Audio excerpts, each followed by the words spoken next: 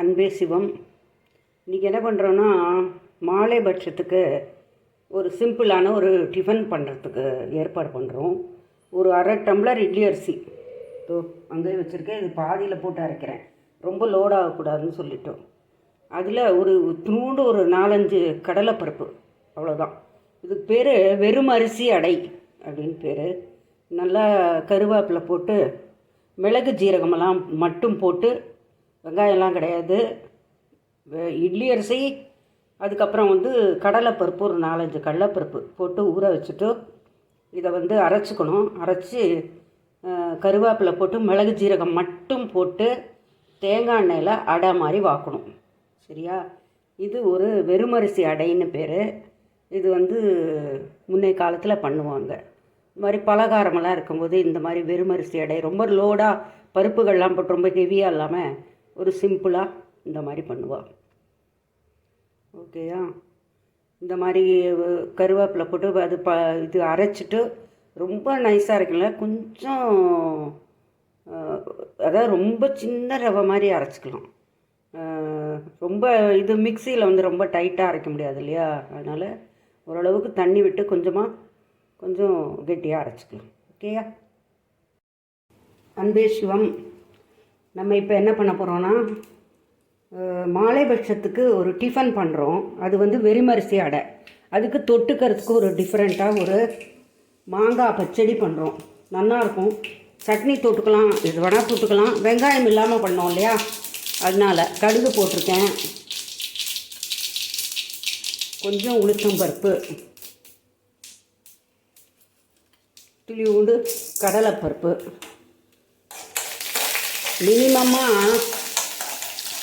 மினிமமாக இந்த பருப்புகள் உடம்பில் சேரணுங்கிறதுக்கு தான் இந்த ஒரு தாளிப்பை நம்மளுக்கு சொல்லியிருக்கா.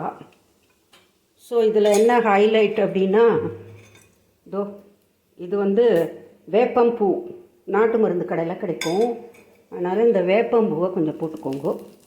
இது உடம்புக்கு ரொம்ப நல்லது. இந்த வேப்பம்பூ வயிற்றில் இருக்கிற புழு பூச்சியெல்லாம் அமீபாலேருந்து ஒழிச்சிரும். இந்த சின்ன அமீபியாசிஸ்ன்னு சொல்லுவாங்க. வயிற்றை வலித்து டாய்லெட் போகும். கொஞ்சமாக ஒரு நிம்மதி இல்லாமல் இருக்கும். ஸோ அதுக்கெல்லாம் கூட அந்த சிஸ்டெல்லாம் கூட கொன்னுடும். ஸோ அந்தளவுக்கு பவர்ஃபுல் வேம்பு. சரியா? வெந்தயத்துக்கும் அந்த பவர் இருக்குது. வெந்தயமும் மோரும் குடித்தா கூட வயிற்று வலி போயிடும். இப்போ நம்ம மாங்காய் ஒரு பர்சனுக்கு தான் பண்ணுறேன் நான். ஏன்னா நிறைய பேர் கேட்டாங்க, தனியாக ஒருத்தங்க என்னங்க சமையல் பண்ணுறது சொல்லிக் கொடுங்க அப்படின்னு ஃப்ரெண்ட்ஸ் எல்லாம் கேட்குறாங்க. இங்கே இப்போ நிறைய பேர் பேரண்ட்ஸ் தனியாக இருக்காளோ இல்லையோ. ஸோ அவளுக்கு சும்மா சின்னதாக கொஞ்சமாக ஒரு கதுப்பு தான் போட்டிருக்கேன். மேங்கோ ஒரு சைடு தான், கொட்டையெல்லாம் போடல. ஸோ அது போட்டாச்சு. இப்போ நான் வெந்தயமும் போட்டுக்கலாம் கொஞ்சோண்டு. ஏன்னா நம்ம இது போட்டதுனால ரொம்ப கம்மியாக வெந்தயம் போடுறேன். ஏன்னா வேப்பம்பூவே கசக்க முடியல, அதனால்.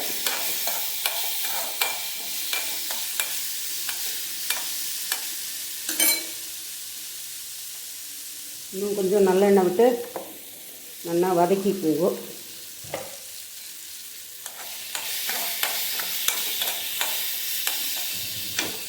ஓகே. இந்த மாலை பட்சம் 15 நாட்களும் நம்ம பித்தர்களுக்கு ரொம்ப நன்றி சொல்கிற நாட்கள். இப்போது நீங்கள் உங்களோட கோத்திரமோட குரு கூட வருவார். அந்த அளவுக்கு நம்மளோட முன்னோர்கள் வரா.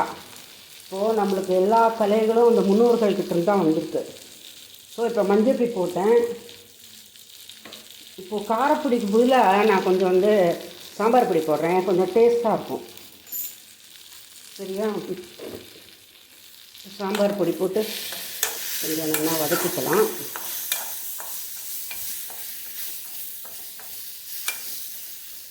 சரி. அப்புறம் இப்போது தண்ணி விட்டு நல்லா கொதிக்க வைக்கலாம். கொஞ்சமாக உப்பு போட்டுக்கோங்க, அளவா, ரொம்ப வேண்டாம், அளவாக போட்டுக்கோங்க. நம்ம என்ன சொல்ல வந்தேன்னா, மூதாதையர்கள்கிட்ட தான், நம்ம முன்னோர்கள்கிட்டருந்து தான் நம்மளுக்கு எல்லா டேலண்ட்ஸும் வந்திருக்கு. கலைகள்னு சொல்லலாம். அந்த டேலண்ட்ஸுக்காகவாவது நம்ம சாமர்த்தியமாக நம்ம ஒரு பிஸ்னஸ் பண்ணுறோம், ஒரு சொற்பொழிவு ஆட்டுறோம், ஒரு ஆஃபீஸில் வேலை பண்ணி ஒரு டாப் பொசிஷனில் இருக்கோம், ஒரு 50 பேரை நம்மளுக்கு அடியில் ஒர்க் பண்ணுறாங்க, அவளை கரெக்டாக ஆர்கனைஸ் பண்ணி கண்ட்ரோல் பண்ணுறோம். ஸோ இந்த மாதிரி டேலண்ட்ஸ் எல்லாம் எங்கேயும் வந்ததுன்னா நம்ம முன்னோர்கள்கிட்டருந்து தான் கண்டிப்பாக. அதனால் அவளுக்கு நன்றி சொல்கிறேன். இந்த 15 நாட்கள் இந்த திதி தேவதைகள்லாம் நமஸ்காரம் பண்ணிட்டு அப்புறம் இப்போ சிம்பிளாக சாப்பிட்டுண்டு அவளுக்காக ஒரு டெடிகேட் பண்ணுற மாதிரி பண்ணணும். அது ரொம்ப முக்கியம். யாருமே முன்னோர்களை மறந்துடக்கூடாது. அவங்களோட ஆசீர்வாதம் எல்லாம் அந்த கடைசி லக்கு. இப்போ நம்மளுக்கு எவ்வளோ டேலண்ட்ஸ் இருந்தாலும் ஒரு விஷயத்தில் வெற்றி பெறத்துக்கு அந்த லாஸ்ட்டு அனுகிரகம் கடவுள் பண்ணுறது, அந்த லக்கை கொடுக்கறது. அந்த கடவுளுக்கு அனுகிரகத்துக்கும் கொஞ்சம் முன்னால் முன்னோர்களோட ஆசீர்வாதம் ரொம்ப முக்கியம். அதனால தான் நம்ம ஒரு விஷயத்தில் ஜெயிக்க முடியும். ஸோ அதனால் அவர்களை வணங்குவது ரொம்ப முக்கியம். அதுக்காக தான் இந்த 15 நாட்களை ஒதுக்கியிருக்காங்க. இந்த 15 நாட்கள் இப்போ நவராத்திரியை நம்ம தேவியை வணங்க போகிறோம். எவ்வளோ முக்கியத்துவம் பாருங்க. அதுக்கு முன்னாலேயே கடவுளை 9 நாள் அவங்க சம்ஹாரம் பண்ணுறதுக்கு அதை கொண்டாட போகிறோம். அதுக்கு முன்னாலேயே முன்னோர்கள்கிட்ட நம்ம ஆசீர்வாதம் வாங்கிட்டு தான் பண்ணணும். இப்போ கல்யாணங்கள்லாம் கூட பித்திரு இதெல்லாம் பண்ணிவிட்டு விஷயமெல்லாம் பண்ணிவிட்டு எல்லாருக்கும் வாத்தியாருக்கெல்லாம் எல்லாம் தானங்கள் நிறைய விஷயம் கொடுத்துட்டு தான் கல்யாணமே பண்ணுவாள். முன்னோர்கள் ரூபமாக அவங்க வருவாங்க. அதனால் நம்ம பித்திருக்களுக்கு பண்ணிட்டு தான் எல்லாம் பண்ணுவாள். ஸோ அதே மாதிரி நம்ம இப்போவும் நவராத்திரிக்கு முன்னால் நம்ம இந்த 15 நாட்கள் கொண்டாடணும். அவங்களுக்காக டெடிகேட் பண்ணணும். நல்ல காரியங்களை தவிர்க்கணும் 15 நாள் கழிச்சு. ஏன்னா அவங்களுக்கு டெடிகேட் பண்ணால் நம்ம இதில் டைவெர்ட் ஆகிட்டோம்னா, ஏதோ கல்யாணம் கார்த்தி வச்சோன்னா இதில் டைவெர்ட் ஆகிடும். அதை நம்ம கவனிக்க மாட்டோம். அதனாலே ஸ்ட்ரிக்டாக 15 நாள் வேறு எந்த காரியமும் கிடையாது. ஸோ இப்போ வெல்லம் போடணும். இது ரொம்ப முக்கியம். வெல்லம் கொஞ்சமாக போட்டுக்கிறேன். அப்போ தான் ரொம்ப டேஸ்ட்டாக இருக்கும்.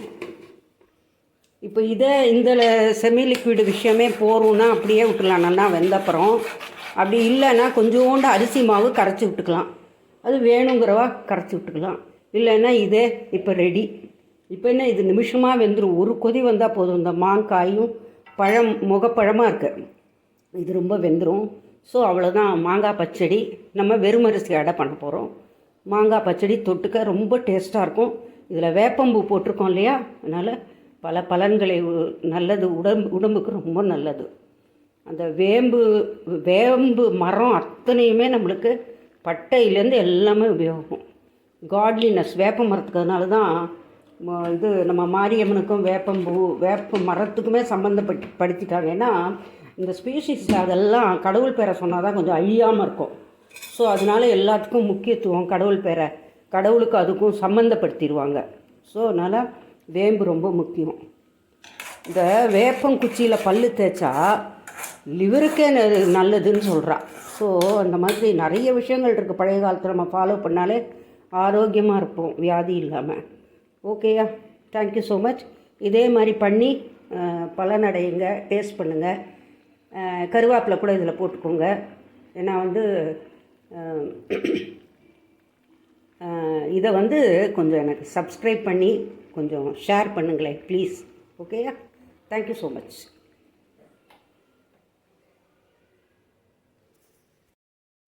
நம்ம ஒருத்தருக்கு இந்த மாலை வருஷ டிஃபன் பண்ணுறதுக்கு இந்த புழுங்கரிசியை உப்பை போட்டு அரைச்சி வச்சுருக்கோம். ஒரு 4 கடலைப்பருப்பு போட்டிருக்கோம். இப்போ நம்ம மிளகு தூவிடலாம். ஒரு ஆளுக்கு பாருங்கள், சின்ன மிக்சியில், குட்டி மிக்சியில், ட்ரையரில் கூட அரைச்சிக்கலாம்.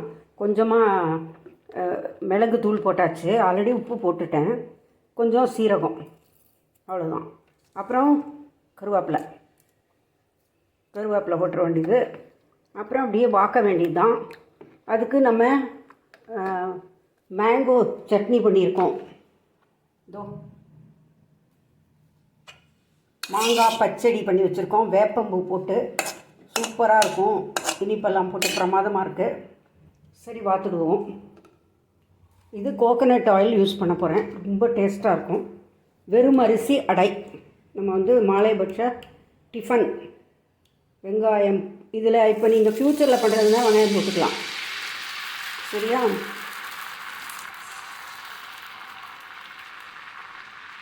ரொம்ப தின்னாக இல்லாமல் கொஞ்சம் திக்காக பண்ணிக்கோங்க.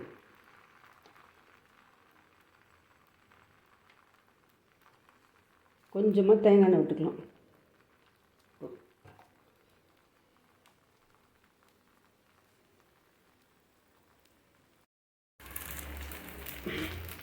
கொஞ்சமாக மாவில் பெருங்காயம் கரைச்சி வச்சுருக்கேன், கொஞ்சமாக விடுவோம்.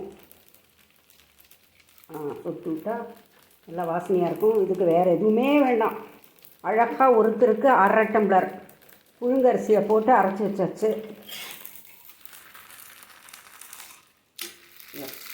ஜம்முன்னு வரும், ரொம்ப டேஸ்ட்டாக இருக்கும். நீங்கள் பார்க்கணும்.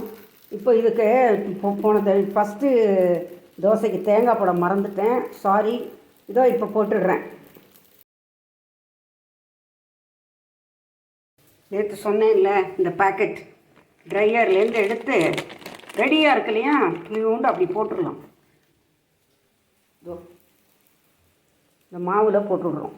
இதுதான் டேஸ்ட்டே.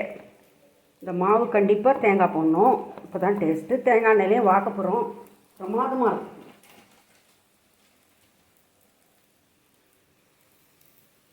இதோ ரொம்ப சூப்பராக இருக்கும்.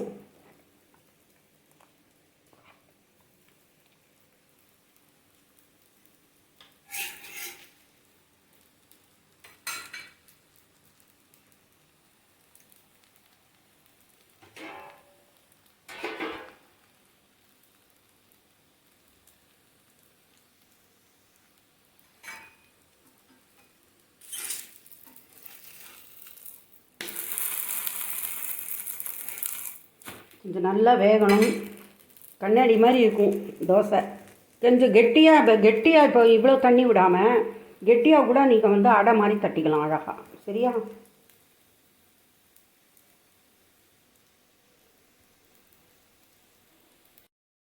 மாலைபட்ச பலகாரம் ரெடி. வெறும் அரிசி அடை அண்டு இட்லி மிளகாப்பொடி, அப்புறம் மேங்கோ பச்சடி. சூப்பராக இருக்கும் காம்பினேஷன். தயிரும் தொட்டுக்கலாம். அதனால் இதில் தேங்காய் மணத்தோட ஜம்முன்னு இருக்குது. வெறும் அரிசி அடை. இதில் மிளகுத்தூள், கருவேப்பிலை, பெருங்காயம், அப்புறம் சீரகம், அவ்வளோதான். வெங்காயம் அங்கே எதுவுமே கிடையாது. ஸோ அந்த மாலைபட்சத்துக்காக ஸ்பெஷலாக இப்படி ஒரு வெறுமரிசி அடை தயார். இதை செஞ்சு சாப்பிடுங்க. Thank you so much. ஷேர் பண்ணுங்கள், சப்ஸ்கிரைப் பண்ணுங்க. தேங்க்யூ.